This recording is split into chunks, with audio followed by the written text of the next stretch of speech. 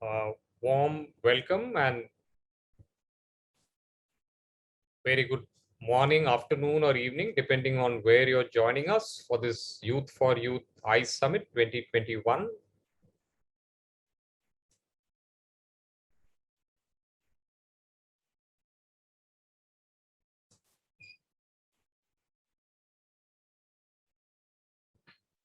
I'll request a heads up from one of the organizers for when we can really dive in. You can go ahead, Vijay. Thank you. So very warm welcome once again to all of us who have connected in body to this session. There are many people who are, I guess, wanting to, aspiring to connect.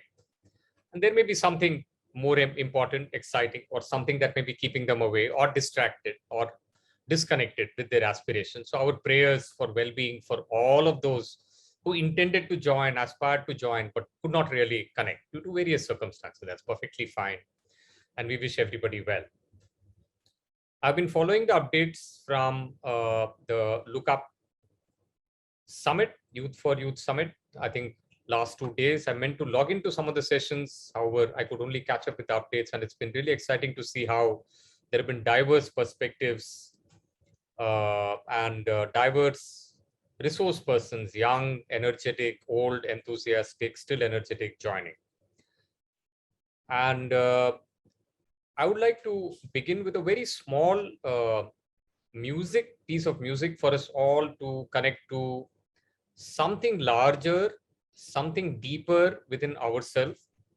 It's very mild music, and try to sense this. We are going to play only about 2 minutes of this, and then there is a short reading. There are two pieces of reading. One of it is little experiential, and post that we will get into a little bit of dialogue. There is time for questions, some reflections, and wind up. At any point of time during this valedictory session, if you feel like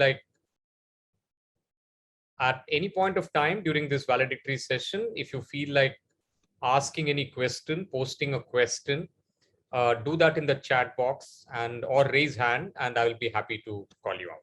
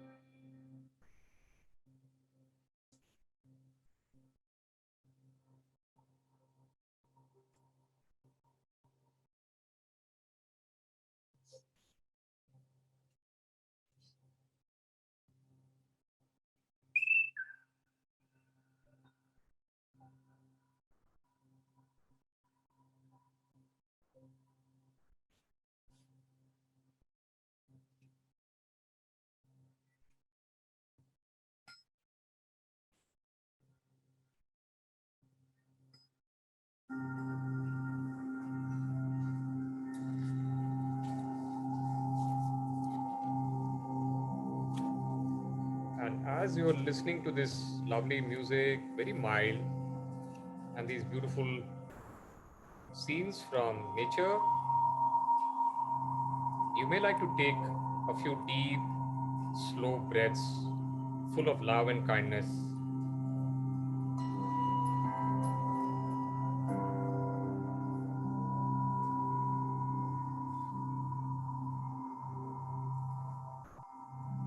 Inhale very slowly, and as you exhale, let go of anything that is not serving your highest possibility.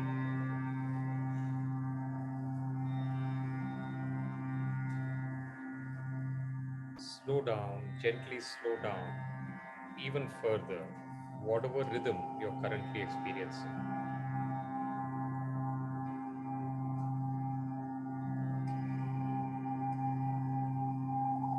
And as you do this, try and sense what shifting to an even deeper rhythm feels like.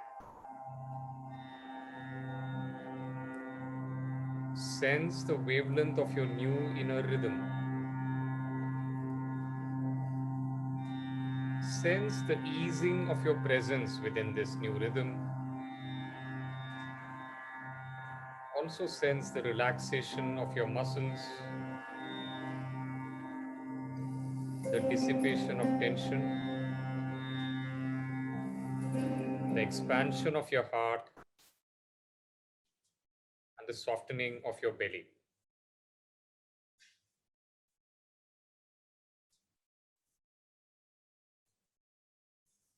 With each breath you take, slow down your natural rhythm even more.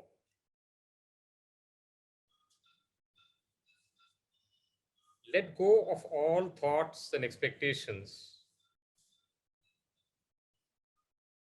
and simply enjoy the harmonious energy. Let go of all thoughts and expectations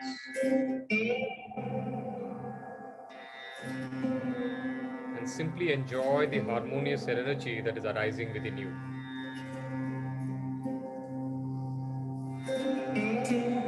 You can completely enjoy the here and now. All else is taken care of, just be. You can perform this inner activity of just be no matter where you are at whatever station of your life. Take off a few seconds to be able to connect to your innermost harmony.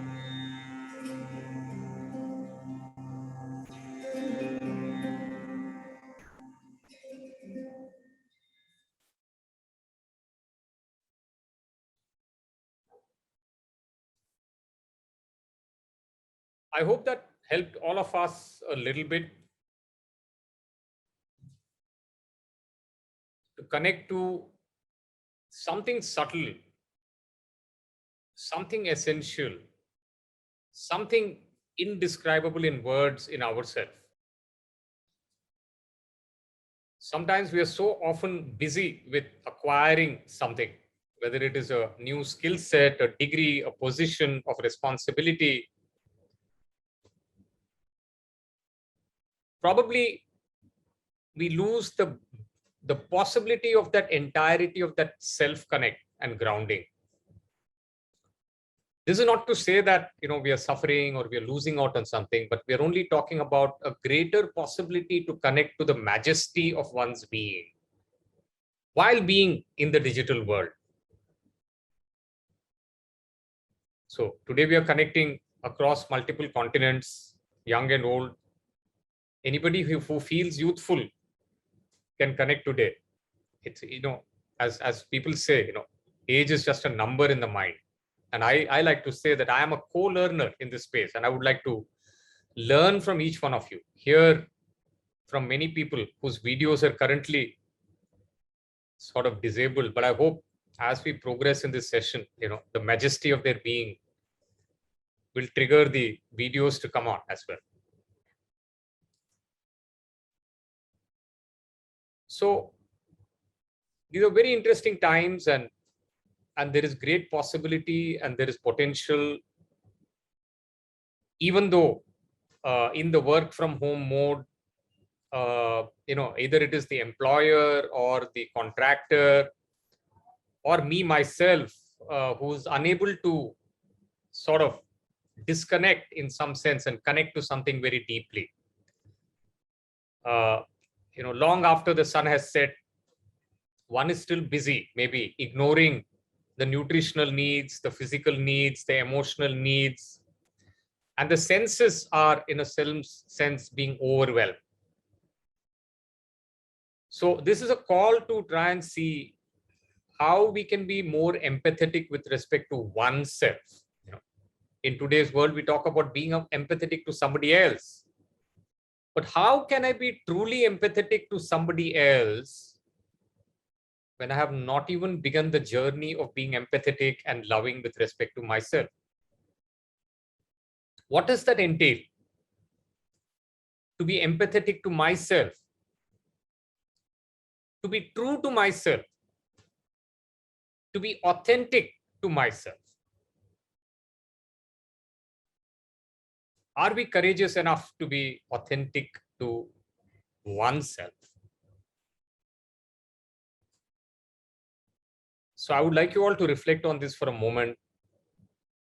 And on a, though it's a very poor way to do it, but in the interest of time, on a scale of 1 to 100, how much do you think are you courageous in being authentic to yourself? And would you like that to change? Would you like that number to be something different? I would like you all to use the chat box. I see that Rijul has posted already. Thank you, Rijul. Yeah, that's lovely. Lovely to hear. Yes, that acknowledgement that yes, I am at 70 or I'm at 95, but there is still a little bit in the hero's journey that is possible. Piyush says 75. Great. Yeah. How much on a scale of 1 to 100 are we exhibiting courage with respect to authenticity? Yeah. And Lucia is very candid. She says 5. When I'm in settings, I don't feel comfortable about. What is she writing? I don't feel competent enough. Yeah. Sohini says 90. Lovely. I request others also to come closer to their keyboards and allow their fingers to do what they want to do. Yeah, because one hand wants to move, the other hand is stopping it. It's the stuff of our life. Yeah, Rajat says 50. Yes, Rajat. Yeah. Komal says 70. Yeah, lovely. That's so wonderful. So whatever you are, that's fine. And we are not going to ask you, how accurate is this assessment, the self-assessment, because we will repeatedly do this. And this is the stuff of our life that we need to face ourselves, irrespective of whether I face the annual appraisal report at the end of the year, or I relook at the resolutions I made at the beginning of the year, or the number of people who follow me on any social media platform at the end of the year. I will have to make a connect with myself and do a deep and real self-evaluation. And I don't need to report that to anybody. That is fine. So empathy and self-care begins with being vulnerable, being authentic with respect to oneself. And only if I'm able to be authentic, spontaneous, vulnerable with respect to myself, can I then recognize what I can do to support another person's healing, another person's expansion, another person's achievement of her or his fullest potential, whether it is a digital platform or any other platform we are interacting with. I like to say that I like to show up with complete authenticity. I have been interacting with young people for over 25 years now, earlier in physical context. And I have often received phone calls in the middle of the night at 11:30 p.m. And many of these calls, people say the 2 a.m. calls. Are you a 2 a.m. person for somebody? I have been 2 a.m. person for so many people. And I feel fortunate and blessed that I have had those people calling me at 2 a.m. in my life.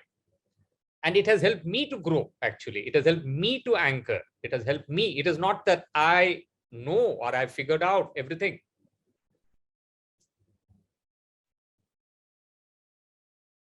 So I feel grateful. And I begin by saying to all the people who call me at 2 a.m., 2 a.m. is just a terminology, 11 p.m., 11:30 p.m. I say I'm grateful and I'm thankful to you for your courage in being vulnerable and authentic and reaching out to me. And it helps me in my journey towards integration and fulfillment. So I feel a debt of gratitude to all those who repose their trust, who call, who trust, who are vulnerable, who are authentic, who are spontaneous. And it is not easy to do that, to really open up. But before that opening up with a mentor, who's somebody who I say may not have a great skill set. It's not mentor. I always define as somebody who has an ability to unconditionally listen to you without judgment, by suspending judgment, being with you in that listening space.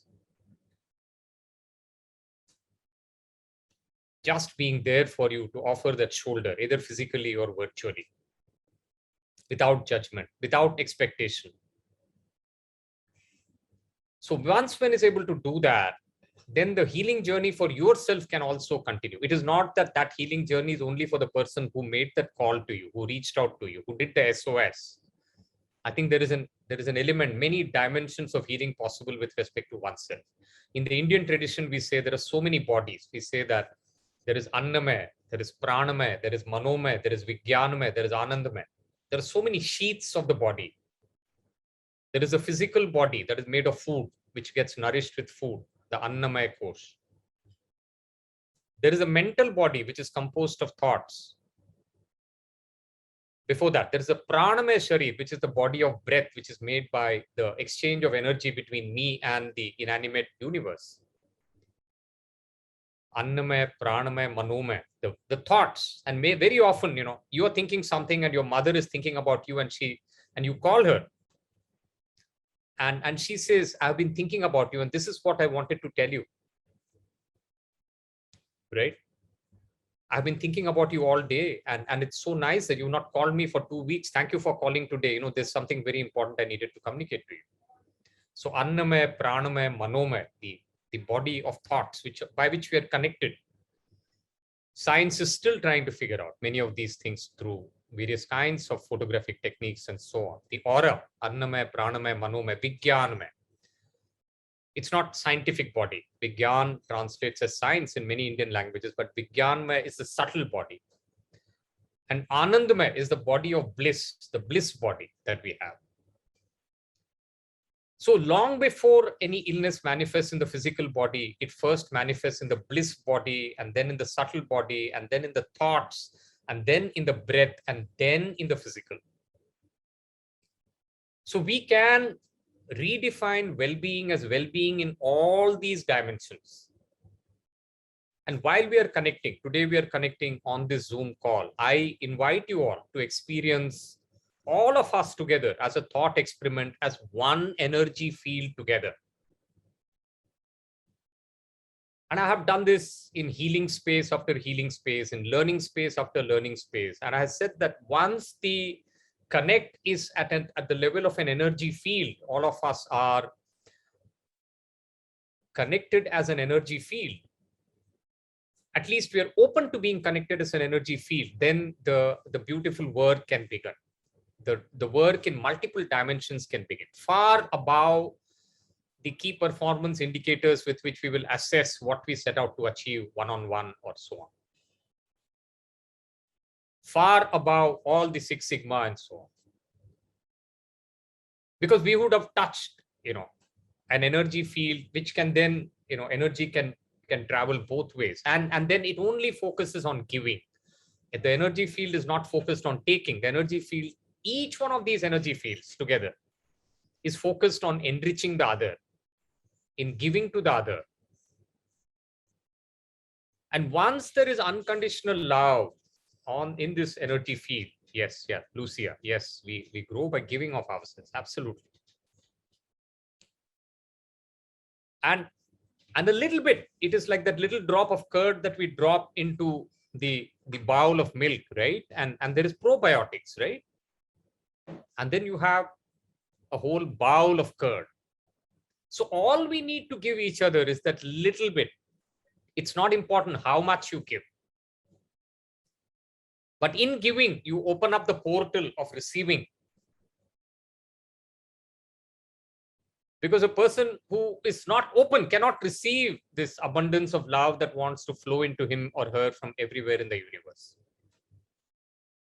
So empathy and self-care begins by being vulnerable to be open. That am I willing to really let go of all the conditioning, all the programming that was stopping me till yesterday. And this applies as much to virtual platforms, to the digital world, as to physical interactions. Because we are as much virtual. This body, as I told you, is not only the flesh and bones that we have associated ourselves. We are much more than this. We are the breath body, we are the body of thoughts, we are the body of emotions, we are the body of energy, the energetic body. And we have not realized. And this body requires nourishment. And this nourishment requires openness to be able to allow the raindrops to fall, you know. Yeah. Am I willing to completely get wet in the rain? Today in Delhi, it was raining in the morning.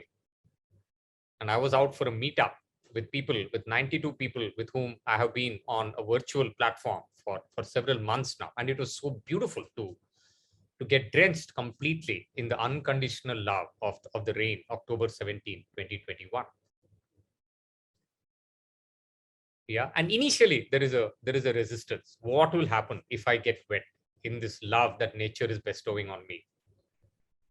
Yeah. Will I be able to show up in time for my 2:30 meeting, for my 4:30 meeting? How will I look?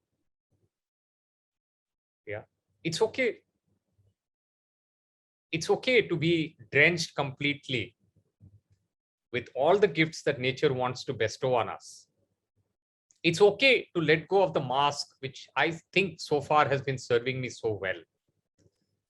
This carefully curated mask, which I like to wear. Yeah. Yeah. Yeah. Like it keeps certain things of myself unexposed to others. It also conceals all the beautiful things. And I would never be able to see once I have a bag full of masks. I would then never be able to see the true majesty of my being. I'm conscious of time. We're at 6:22 p.m. Ritom has come on.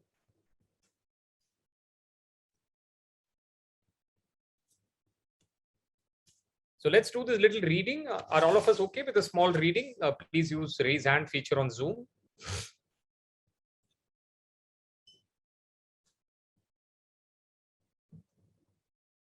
Yeah, let me call out some people to encourage them to nudge their videos to come to life. I see Chandramani Sharma. I see Komal Sen.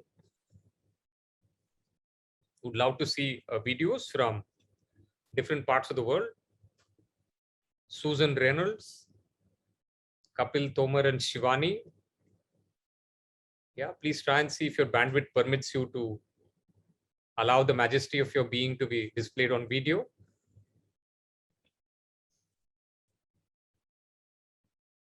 So are we all okay with the short reading? Piyush and Ritom, Rajat and Pankaj, because those are the people I know are very close to their display devices. Yeah, definitely. Yeah. Ponder Robert Frost's tantalizing words that inspired this idea. We dance around in a ring and suppose, but the secret sits in the middle and knows. What does Robert Frost mean by the secret in the center? When you have the answer to this question, you will have unlatched the most difficult door blocking your entrance to your infinite potential. Just like the music we played at the beginning of this valedictory session. Consider that it's the space between the notes that makes the music. Yeah, Rajat Thakur is a guitarist here. So he would know that it's the space between the notes that makes the music. Music is not a note or even a series of notes. What is required in order to have music is silent, empty space between the notes. A note without space is one long sound. Music comes from the silence between the notes. Nothingness, yes, but also absolutely necessary in order to create sound in the world of form. No nothingness, no music. Similarly, the flower vase that you have on your study table, in your living room, is also nothingness plus the glass, the clay, or the bamboo that is used to make the flower vase. You must have the nothingness of silent, empty, invisible space in order to have a flower vase. No nothingness, no flower vase. You may be paying a huge installment, monthly installment for the room that you have or the housing that you have in whichever part of the world you're from. But you must have the silent, empty, invisible space surrounded by all that form that you have in order to have a room. No nothingness and no room. This silent, empty, invisible space that is within all form is called the Shunya or the Tao. It is written that the Tao or the Shunya that can be described is not the Tao at all. So the Tao or the Shunya is beyond description, beyond language, beyond symbols, just like the infinity that each one of us is beyond language, beyond symbols, and beyond description. The vase, the room, the music, each one of us, all make sense to us as we attempt to understand nothingness with our rational mind. Without the empty space, without the energy field that surrounds us, we just cannot exist. Therefore, just as we take advantage of what is, the bandwidth, the wireless, the 5G, the Zoom, the social media, the likes, the following, these are all what is. And we take advantage, we keep a note of it, we audit it, we post and we look how many posts, how many likes in 20 minutes. And if we don't see the number that we want, we go to sleep, we switch off, we curse. Just as we take advantage of what is, we need to learn to recognize the usefulness of what is not. Each one of us here is material form, skin, bones, blood, gristle, surrounding the invisible, silent emptiness that is also us. Without that nothingness inside, without that infinity inside, can there be any me or any you? Every cell of our body is composed of particles circling a void of nothingness. Every molecule is similarly fashioned of particles circling nothingness. It's the very story of life. When life leaves this body, because I'm presuming all of you came with a single ticket, I think I am the only one who came with a return ticket. Yeah. When life leaves this body, it will not weigh any less. Therefore, our very life, our existence is weightless and invisible. Nothingness, the secret that sits in the center and knows, is the emptiness that is externally silent, yet always there. And it is out of that secret in the center that we will be able to create miracles for ourselves. So it's about technology. It is about the technology of discovering the connection between the unlimited potential that is residing here, which produces the unlimited potential of wireless technology, of digital technology, of digital disruptions, health, well-being. And we are figuring out, right? And it's all biomimics. Every technology that we have, right? Whether it is, how we are communicating among humans across continents, where we are learning from the butterflies, the bees, the pheromones that the animals secrete to indicate that I am ready to mate, etc. So I think there is a lot that we can learn from nature. Our technologies can be bio-inspired. They need to be bio-inspired. And they need to understand the subtle realm a lot more. Yes, we are looking at virtual reality, artificial intelligence, machine learning. At the same time, we need to imbue them with a tremendous amount of biomimics as well, because nature has this immense potential to try and see that it communicates so many things in multiple layers. You look at design of any fruit, of any vegetable, how beautifully it is done. The nutrition is preserved so that everybody, and while it decays also, it gives back to nature. So I think we need to look at life cycle analysis of technology. We need to look at the ethics of technology. Is privacy maintained? Are human rights respected? Is empathy, is it encoded deeply with empathy?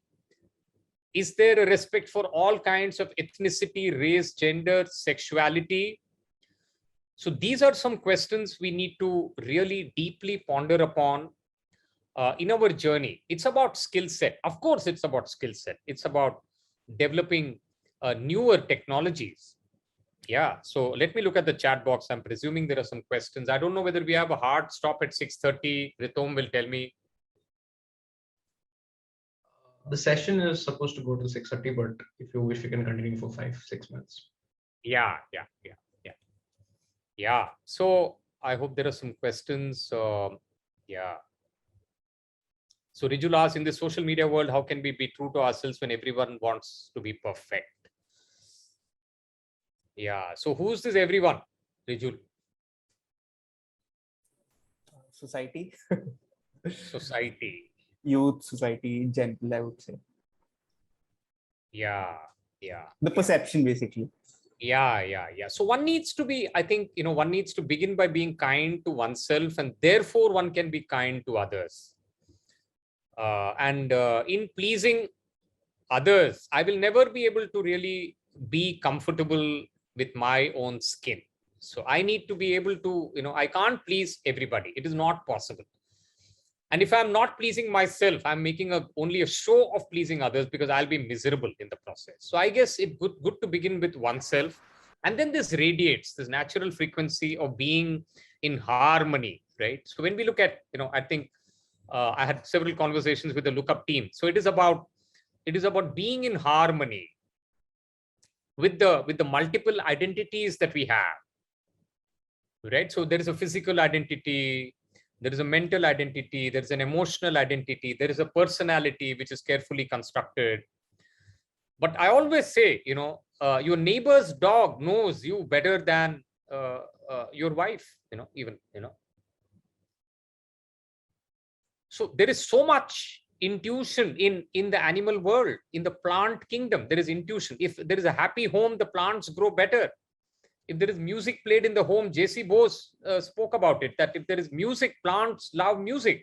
So if you want a beautiful garden from where to harvest your micronutrients, play some beautiful music.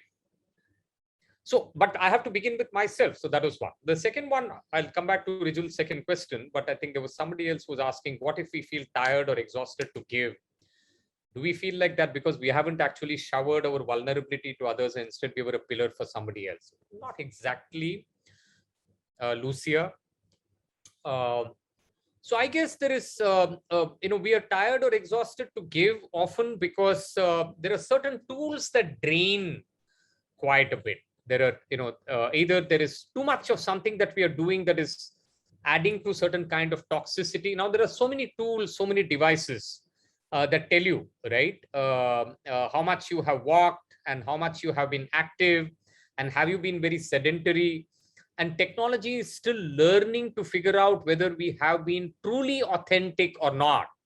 And I think computer vision and AI will tell us in the foreseeable future, how authentic have you been on Zoom. I'm sure the next time we meet up on Youth for Youth Summit, there should be an app which tells me, hey, VJ, you were authentic when you said that, and maybe you were not so authentic, you were faking it a little bit when you did that, weren't you? And so computer vision and artificial intelligence is developing that kind of potentiality. Those algorithms are being developed. Those data sets are happening, right? And I'm sure next year when we meet, we will have a little more technology for us to see, the speakers, the audience. How authentic were we? How vulnerable were we? How empathetic were we? How true were we? And in how many layers of our being were we showing up? Or were we only showing up with our tired physical being just in time? How much was I in sync that I need to deliver this throughout the day? Maybe AI will be able to help us with all of that. But ultimately, it is the individual has to also do the work. The technology cannot do all the work for us. Yeah. The technology will do something, but I will need to actually also wake up to the possibility and the potential of technology. Yeah. So encode empathy. Yeah. To encode empathy within technology is to be isn't it? There is every kind of technology, right? I want to wake up at 6 a.m. and there is technology and it tells me wake up, but it also, so I also have the technology, right? I move my finger and say snooze or stop or whatever. So ultimately, while there is great power to liberate in technology, we need to be woken up. We need to be awake to be able to actually, and then when we are awake, we will actually only infuse it or cover it with empathy. Right. And that is the paradox. And that is why I like to say that I am a lazy honeybee. Right. So, and I'm sure very few of you have met any lazy honeybee. It is paradoxical, isn't it? None of the honeybees are lazy, but we as humans, right? So there is immense potential to empathize. There is immense potential to love oneself, to take care of oneself and to heal. But I want to ask here, and don't answer, maybe keep it to yourself. You know, who is it that we inflict the maximum pain on? Is it somebody else far away? You know, if I have the instrument to inflict pain, who is it who has been the recipient of this pain? Is it somebody else? Yeah. On that note, I would like to thank all members of the Lookup team, whether it is India or international, for providing me this opportunity. It was lovely to connect with all of you and to share spontaneously, authentically, from the depth of my being with all of you, whatever was there in this moment to share with you all. I hope this connected energetically to the immensity of your being. Thank you so very much. Do connect to me on my email. I don't know, Rijul, do I have 30 seconds to drop my email here? Yes, go ahead, sir.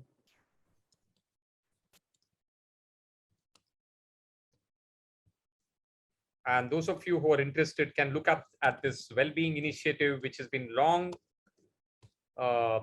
which has been happening for a long time, by which we enable people all over the world to experience integration and fulfillment at the level of being through empathy and self-care. So do visit www.joysu.com. And I'm happy to reach out to each one of you and be connected. Thank you so much. Thank you so much, Vijay sir, for coming in and really enlightening us. Like, as someone is saying in the audience, that it has literally summarized what we've learned over the past 4 days. And it has really put the question and perspective in our mind. So a very wonderful thought to close by. And on behalf of Lookup India team, I would like to thank each and every one of you for making this summit possible, coming in, making these discussions engaging, and giving in your thoughts. So we are so grateful to you for coming in. And we'll try to continue this conversation through our podcast, through our other initiatives which are coming up. So stay tuned on the Woowa community and stay tuned with us. We really look forward to engaging with all of you again soon. And till then, signing off on behalf of the Lookup India team.